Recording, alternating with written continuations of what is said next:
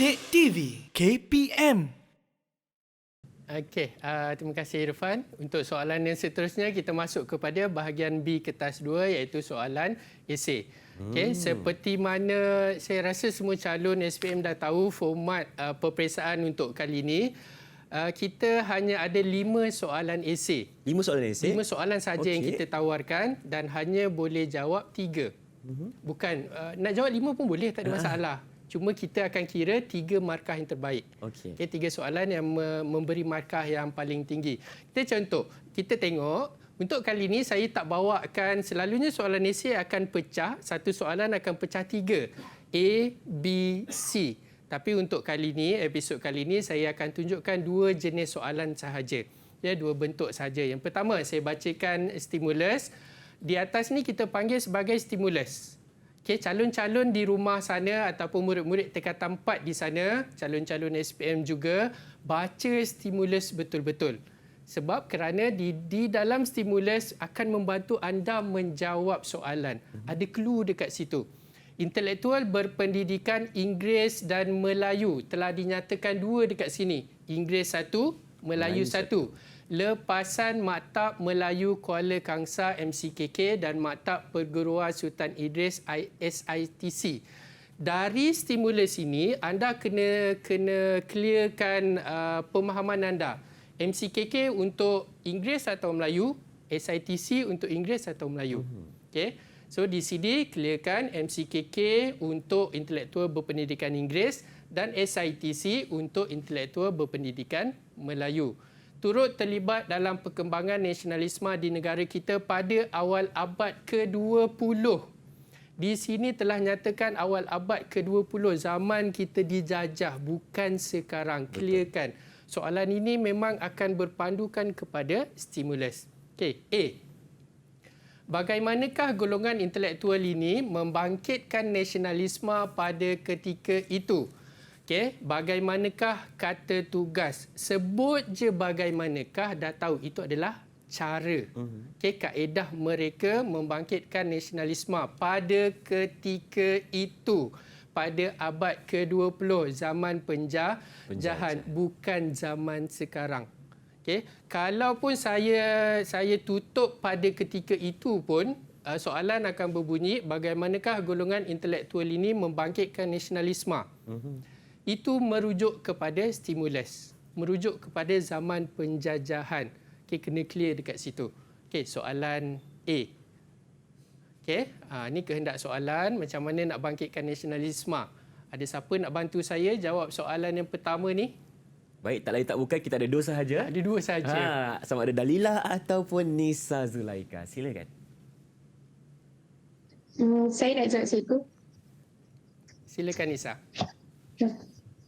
Okey, golongan intelektual ini membangkitkan nasionalisme pada ketika itu dengan menyuarakan hak mendapat pendidikan bagi orang Melayu. Mereka juga menuntut British memperbaiki taraf hidup dan membuka peluang pekerjaan kepada orang Melayu. Okey, terima kasih Nisa. Itu jawapan Nisa.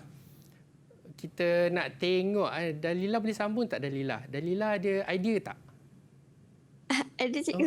Ada juga. Sebab Irfan saya tadi saya tengok Dalilah sebenarnya nak jawab tadi. Nak jawab, itulah. Nak jawab. Kita bagi peluang kepada Dalilah juga. Silakan Dalilah Safia. Okay. Selain itu, mereka berjaya menghasilkan buku berkualiti dalam membangkitkan semangat kebangsaan. SITC juga telah meniupkan kesedaran dalam kalangan pelajar dan melahirkan tokoh penulis dan nasionalis. Okey, terima kasih Dalilah membantu Nisa menjawab soalan yang ini. Dan sebenarnya kalau kita tengok jawapan Nisa tadi. Okey, kita tengok jawapan yang pertama, jawapan daripada Nisa. Dia kata golongan ini seperti biasa. Benda ni tak perlu saya ulang-ulang. Kepala ayat. Kepala ayat kena ada. Okey. Mesti ada. Okey. Dengan menyuarakan hak mendapat pendidikan bagi orang Melayu, ada satu markah di situ. Mereka juga menuntut British memperbaiki taraf hidup. Ada satu markah di situ dan juga membuka peluang pekerjaan kepada orang Melayu. Bagaimanakah kita nak cara? Cuma soalan ini merujuk kepada stimulus, kita nak dua-dua. intelektual berpendidikan Inggeris 1 dan juga intelektual berpendidikan Melayu. Jawapan Nisa kat sini semuanya dari golongan intelektual berpendidikan Inggeris. Kita nak satu lagi jawapan yang Melayu pula. Sebaik Dalilah bantu tadi. Itulah tu. Kalau tidak 3 je markah dia. Baik. Katakan soalan ini ada 6 markah. Okey. Dan Nisa memberi 5 jawapan di sini. 3 markah diperuntukkan untuk Inggeris, 3 markah diperuntukkan untuk golongan intelektual berpendidikan Melayu. Kita dah agihkan siap-siap. Baik. So rugilah kalau Nisa hanya jawab untuk golongan intelektual berpendidikan Inggeris. Mesti ada jawapan dari golongan intelektual berpendidikan Melayu. Terima kasih Dalilah. Seperti biasa, tak perlu saya nak ingatkan, cikgu-cikgu di sekolah anda pun dah bagi tahu untuk masuk fakta yang kedua mesti ada penanda wacana. Ini wajib cikgu ya? Nak kata wajib tak juga. Okey. Tapi ini adalah cara yang paling senang. Paling senang. Paling senang untuk melengkapkan ayat. Baik. Itu sahaja. Okay, berjaya menghasilkan buku yang berkualiti, ada 1 markah dekat situ. Dan SITC juga telah meniupkan kesedaran dalam kalangan pelajar, melahirkan tokoh penulis. Seperti mana awal-awal tadi kita dah sebutkan beberapa orang tokoh yang telah dilahirkan oleh SITC. Okay, tadi untuk golongan intelektual berpendidikan Inggeris ada 3 markah. Dan untuk golongan intelektual berpendidikan Melayu, kita tambah lagi 3 markah. Perfect 6 markah di sini. Okey, dan untuk soalan yang kedua. Okey, soalan ini soalan agak baharu yang yang kementerian telah mula perkenalkan untuk membantu calon menjawab. Beri ulasan anda berkaitan dengan petikan di bawah. Kita bagi satu petikan panjang Irfan. Okey, dan calon-calon SPM, murid-murid tingkatan 4 juga baca artikel ini. Ada clue dalam petikan ini, ada jawapan Irfan. Baik. Okey, panjang sangatlah Irfan. Nak minta tolong saya baca ke cikgu? Silakan. Baik, Irfan cuba baca ya. Usman Awang pernah menyebut bahawa golongan intelektual harus memihak kepada kemajuan ilmu pengetahuan, sains dan teknologi, semangat perwira dan berjiwa besar, menghapuskan kemiskinan dan menentang penindasan oleh golongan berkuasa dan kaya ke atas golongan yang lemah atau miskin. Justeru, golongan intelektual perlu memahami serta mengenali masyarakat dan sistemnya, selain persekitaran kehidupan sedalamnya, melihat dengan sikap kritis segala sebab dan akibat. Dengan berbuat demikian, golongan intelektual mampu menyumbang idea dan kebakaran untuk membangunkan masyarakat. Terima kasih Irfan. Sama-sama. Saja je suruh Irfan baca. Itulah tu. Irfan okey je. Okay, Baik. sedap Irfan baca. Macam terima membaca kasih. berita. Okey. Ini artikel. Okay, kita akan bagi soalan, beri ulasan. Baca soalan betul-betul. Ulaskan. Dan kita akan bagi petikan panjang. Dan dari petikan ini, anda boleh keluarkan beberapa idea yang dibawa oleh Usman Awang. Usman Awang kata yang pertama, ilmu. Satu. Okay, satu isi di situ. Ilmu apa? Sains dan teknologi. Okay, yang kedua, semangat apa? Semangat perwira 1, berjiwa besar 3, menghapuskan kemiskinan, kita ada 4 isi di situ, menentang penindasan yang kelima, apa lagi kat situ? Faham, kenal masyarakat, kenal sistem kita, apa lagi? Melihat dengan sikap yang kritis sebab dan akibat, menyumbang idea. Ini antara isi-isi penting yang ada dalam artikel ini. Dan untuk pengetahuan, katakan 8 markah untuk soalan ini. 4 markah berada dalam petikan. Ini isi-isi dia. Okey. Okay? 4 markah dah dalam tangan dah. Baik. So, baca betul-betul petikan ini. Okay? So, jadi saya nak minta salah seorang daripada murid kita untuk ulaskan petikan ini. Siapa boleh ulaskan? Siapa nak mula dulu perbincangan kita? Nisa ataupun Dalilah? Okey, nampaknya Nisa. Nisa, silakan. Okey, berdasarkan petikan, golongan intelektual perlulah meningkatkan ilmu pengetahuan dalam semua bidang, terutama dalam bidang sains dan teknologi yang membolehkan negara bersaing dengan negara yang lain. Golongan ini juga perlu berjiwa besar dalam memajukan negara dan menjadi contoh kepada masyarakat lain. Okey, terima kasih Nisa. Okey, itu ulasan Nisa ke atas artikel ini.